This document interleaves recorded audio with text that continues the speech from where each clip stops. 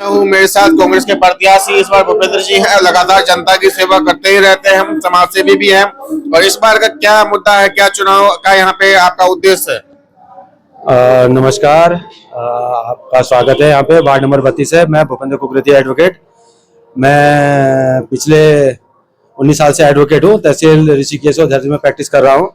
और यहाँ पर मैं पहले आशुतोष नगर में रहता था और उसके बाद 2016 में यहाँ आया हूँ। मैंने पिछली बार भी इलेक्शन लड़ा था 2018 में निर्दलीय रूप से। इस बार मुझे कांग्रेस पार्टी ने अपना प्रत्याशी बनाया, मैं उनका थैंक यू करता हूँ। इस वार्ड में, ये वार्ड जो है हरिद्वार रोड से लगा हुआ है और ये समस्या बहुत है। ये बाबा काली कमरी से लेकर के स्टार्ट होता है, ये सुमन विहार गली जो प्राइमरी स्कूल है वहां पर तक चलता है। इसमें समस्या की होने वाली, जैसे ये बापू ग्राम का स्टार्ट होता है ये इलाका और सबसे पहले सुमन नगर वार्ड ही आता है। इसकी जो मेन रोड है जिसमें लगभग 30,000 की आबादी इस पे निवास करती है, इस इलाके में पूरा जो मेन रोड है वो बिल्कुल तहस नहस हो रखा है। एक बार पानी की लाइन के लिए, एक बार सीवर की लाइन के लिए, 3-3 बार लाइन खुद गया है। एक बार बनती है फिर उखड़ती है। तो कोई विकास कार्य होता है लेकिन जितना विकास था उससे भी ज्यादा स्थिति खराब कर दी जाती है, बर्बाद किया जाता है। दूसरा मेरा ये कहना है कि इस क्षेत्र में जो पूर्व में पार्षद रहे हैं वो हमारे जो ब्रह्म मंदिर स्कूल के इंटर कॉलेज के प्रधानाचार्य थे गोविंद सिंह रावत जी, उनकी मिसेज लक्ष्मी देवी रावत जी पार्षद थी। उन्होंने पिछले 5 सालों में कोई भी विकास कार्य नहीं किया। मेरे को नहीं लगता कि उन्होंने नगर निगम की किसी बैठक में भाग भी लिया हो, कोई वार्ड की तरफ से कोई प्रपोजल भी दिया हो, किसी की भी चीज का उन्होंने कभी गली गली घूमने का प्रयास नहीं किया। नाली की समस्याएं जो पूर्व में ग्राम सभा के टाइम पे जो नालियां बनी थी वही निरंतर चली आ रही है। पॉपुलेशन तब से बढ़ चुकी है लेकिन इस तरफ कोई ध्यान नहीं। नालियां नहीं है, पानी सड़कों में बहता है, सड़कें खराब है और सड़कों की स्थिति इतनी बुरी हाल है कि कोई भी आके, अगर बाहर का कोई आता है, हमारे रिश्तेदार आते हैं दिल्ली वगैरह से और देहरादून से, सब कहते हैं कि तुम किस जगह पे रह रहे हो। तो यहाँ की स्थिति जो पार्षद महोदय थे उन्होंने बिल्कुल भी कोई ध्यान नहीं। वर्तमान में उनके पति जो गोविंद सिंह रावत जी है बीजेपी से प्रत्याशी है। आम जनता में जो वार्ड के सुमनगर वार्ड से काफी आक्रोश है उनपे कि वो पिछले कंटिन्यूस से, जब से वो ग्राम में वार्ड मेंबर, जिला क्षेत्र पंचायत और वो पार्षद भी रहे, कंटिन्यू पद पे रहे, लेकिन उनके द्वारा कोई भी विकास कार्य नहीं किए, जबकि वो एक इम्पोर्टेंट स्कूल के और प्रिंसिपल भी रहे और उनके द्वारा कभी भी कोई ध्यान नहीं दिया गया है।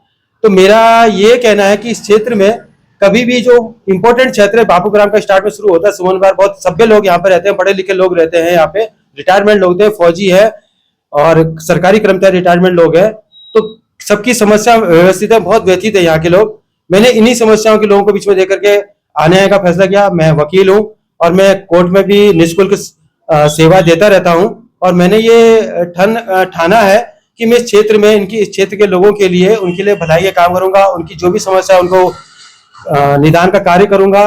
काफी समस्या है यहाँ पे एक समस्या और भी है कि हमें बिजली और पानी के लिए बैराज में जाना पड़ता है जो यहाँ से बहुत दूर है, और पानी के बिल के लिए हमें वहाँ TRDC में जाना पड़ता है, बहुत दूर का इलाका। मेरी इन सब से को देखते मैं ये कोशिश करूंगा कि जो भी इस क्षेत्र की समस्या है या जो भी बातें हैं, जो भी अधिकारी कर्मचारी हैं, वो यहाँ के जो निगम का ब्रांच ऑफिस है यहाँ पे बापू ग्राम जो पंचायत घर था वहां उन्होंने खोला है निगम ने, वहां सारे अधिकारी बैठे, हम उनको अपनी सारी समस्या दे, हमें दूर दूर ना जाना पड़े उसके लिए। यहाँ पे वार्डों में देख रहा हूँ कि बेसहारा पशु वगैरह भी घूमते हैं, सांड भी घूमते हैं, लोगों को टक्कर मार देते हैं, गाड़ी वगैरह भी टूट जाती है। बिल्कुल सही कहा। मैं गली नंबर 3 में रहता हूँ।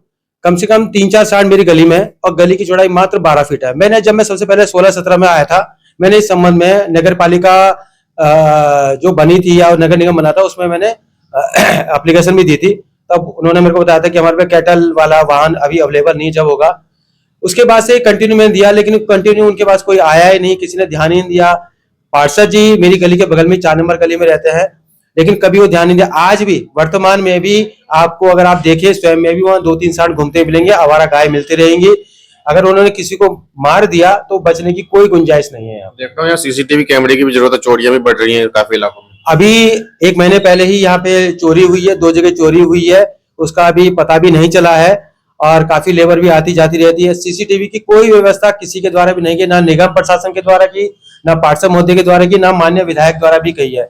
विधायक द्वारा भी मान्य इस क्षेत्र में कोई भी विकास कार्य नहीं किया। जनता बहुत ही ज्यादा त्रस्त है, ऐसी त्रस्त है कि वो आहा तक नहीं निकाल पा रही है।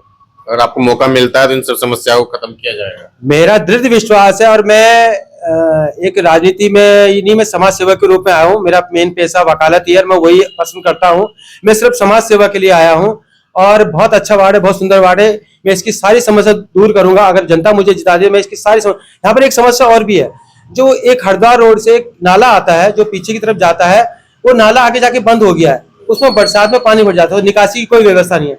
जब वो पानी भर जाता है तो वो लोगों के घरों में आता है, और इस समय भी वर्तमान में अगर आप देखेंगे तो नाला पानी भरा हुआ, दुर्गंध आ रही है, बीमारी फैलने की पूरी संभावना है। आम लोगों ने मुझे अवगत कराया, मैंने कहा इसमें इसकी पूरी कोशिश करूंगा। मैं नगर निगम में बताया भी था, मैं कि वहाँ के सफाई निरीक्षक से मिला था, उन्होंने कहा है कि अभी इस संबंध में हमारी कोई व्यवस्था नहीं है, नई सरकार आएगी, नया गठन होगा, उसके बाद हम कुछ कर पाएंगे। साफ साफ भूपेंद्र कुकरेली जी का कहना है कि जनता अगर मौका देगी तो वार्ड की सभी समस्याओं को खत्म किया जाएगा। चाहे सीसीटीवी कैमरे लगवाना हो, चाहे यहाँ पे बेसहारा पशु को सही जगह पर रखना हो, यहाँ पे क्योंकि चोरियां वगैरह बढ़ गई है, बुजुर्गों महिलाओं के लिए पार्क बनाना हो, यहाँ पे युवाओं जो नशे की तरफ जा रहे हैं उनकी काउंसलिंग करवाना हो, एजुकेशन और मेडिकल कैंप की बहुत ज्यादा जरूरी है। यहाँ पे बगल में एम्स है, हम चाहे तो वहाँ पे एप्लीकेशन दे के यहाँ पे वार्डों में कैंप भी लगवा सकते हैं। चाहे एजुकेशन कैंप लगवाना हो, करियर काउंसलिंग करवाना हो कि आप लोग को कौन से करियर में जाना चाहिए, क्योंकि युवा जो है गलत रास्ते भटक रहे हैं। इन सब चीजों पे ध्यान देने की जरूरत है। जिला देहरादून से रंजन जायसवाल की रिपोर्ट।